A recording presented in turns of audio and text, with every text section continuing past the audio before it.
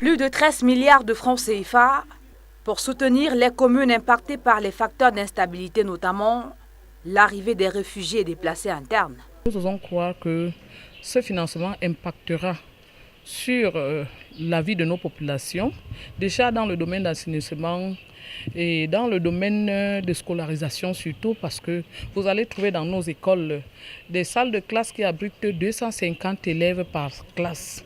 C'est vraiment invivable, c'est compliqué, c'est difficile. À partir de ce financement, nous voyons directement déjà l'amélioration des conditions de vie de nos populations en termes d'infrastructures sociales de base, en termes de formation aux métiers, aux petits métiers, en termes de renforcement de structures de santé, en termes de renforcement d'accès à l'eau potable. Ce soutien financier qui s'inscrit dans le cadre du programme de développement économique et social des villes secondaires exposées à des facteurs d'instabilité est financé par l'Union européenne à travers KfW.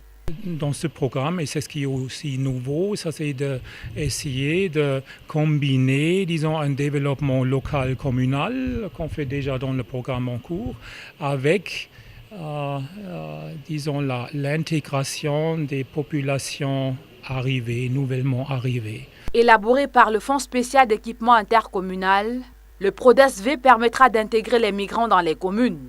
Le ministre de la Décentralisation et du Développement local, qui préside la cérémonie de ce 13 novembre au siège du FECOM, espère voir les communes s'enrichir à travers ce projet. Ces populations rentrent chez elles et quand elles s'en vont, qu'elles aient un bon souvenir, qu'elles donnent une bonne image de notre pays et que les réalisations que ces projets auront permis d'installer profitent aux populations qui restent et permettent d'ancrer dans la réalité le développement local en ce qui concerne ces communes. Le programme de développement économique et social des villes secondaires exposées à des facteurs d'instabilité sera mis en œuvre pendant 6 ans.